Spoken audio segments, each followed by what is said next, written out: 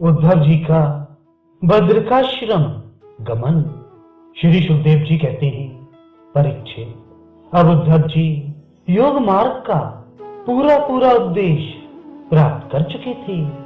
भगवान श्री कृष्ण की बात सुनकर उनकी आंखों में आंसू उमड़ आए। प्रेम के बाण से गला रूंध गया। चुपचाप हाथ जोड़े रह गए और वाणी से कुछ बोला ना गया। उनका चित्त प्रेमावेश से विवल हो रहा था। उन्होंने धैर्यपूर्वक उसे रोका और अपने को अत्यंत सौभाग्यशाली अनुभव करते हुए सिर से यदुवंश शिरोमणि भगवान श्री कृष्ण के चरणों को स्पर्श किया तथा हाथ जोड़कर उनसे यह प्रार्थना की। उद्धव जी ने कहा, प्रभु, आप माया और ब्रह्मा आदि के भी मूल कारण ही। मैं मोह के महान अंधकार में भटक रहा था। आपके सत्संग से वह सदा के लिए भाग गया। भला जो अग्नि के पास पहुंच गया, उसके सामने क्या शीत, अंधकार और उसके कारण होने वाला भय ठहर सकते हैं। भगवान, आपकी मोहिनी माया ने मेरा ज्ञान दीपक छीन लिया था, परंतु आपने कृपा करके वह फिर अपने सेवक को लौटा दिया। आपने मेरे ऊपर महान अनुग्रह की वर्षा की है। ऐसा कौन होगा जो आपके इस कृपा प्रसाद का अनुभव करके भी आपके चरण कमलों की शरण छोड़ दे और किसी दूसरे का सहारा ले। आपने अपनी माया से सृष्टि वृद्धि के लिए दशरथ, वृष्णि, अंधक और सातत वंशी यादवों के साथ मुझे सुदृढ़ स्नेह पाश से बांध दिया था। आज आपने आत्मबोध की तीखी तलवार से उस बंधन को अनायास ही काट डाला। महायोगेश्वर, मेरा आपको नमस्कार है। अब आप कृपा करके मुझ शरणागत को ऐसी आज्ञा दीजिए जिससे आपके चरण कमलों में मेरी अनन्य भक्ति बनी रही। भगवान श्री कृष्ण ने कहा, उद्धव जी, अब तुम मेरी आज्ञा से बद्री वन में चले जाओ। वह मेरा ही आश्रम है।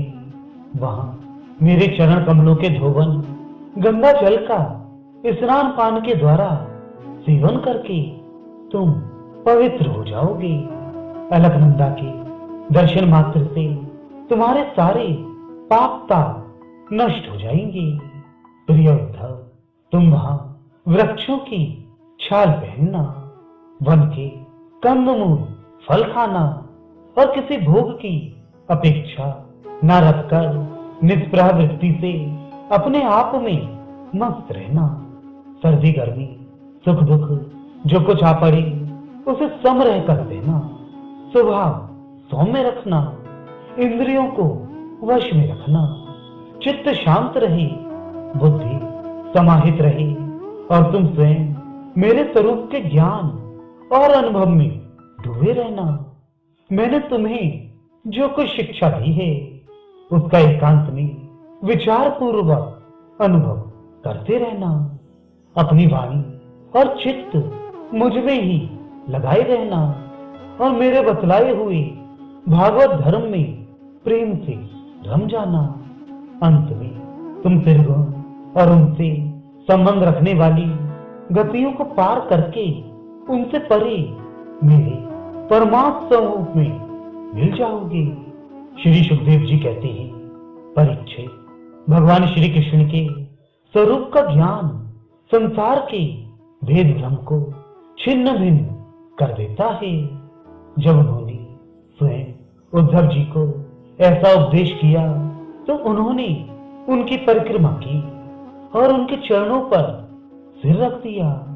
इसमें संदेह नहीं कि उद्धव जी संयोग वियोग से होने वाले सुख दुख के जोड़े से परे थे, क्योंकि वे भगवान के निर्द्वंद चरणों की शरण ले चुके थे।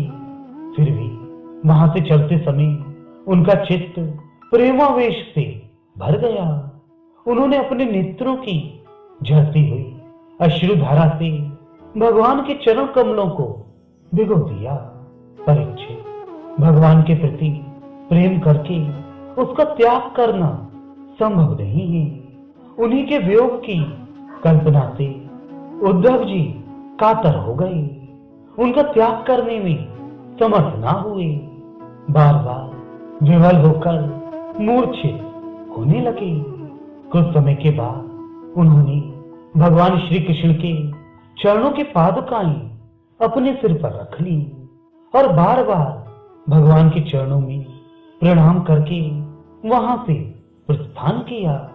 भगवान के परम प्रेमी भक्त उद्धव जी हृदय में उनकी दिव्य छवि धारण किए बद्रिकाश्रम पहुंचे और वहां उन्होंने तपोमय जीवन व्यतीत करके जगत के एकमात्र हितैषी भगवान श्री कृष्ण की उपदेशानुसार उनकी सर्वभूत परमगत प्राप्त की। भगवान शंकर आदि योगेश्वर भी सच्चिदानंद स्वरूप भगवान श्री कृष्ण के चरणों की सेवा किया करते हैं।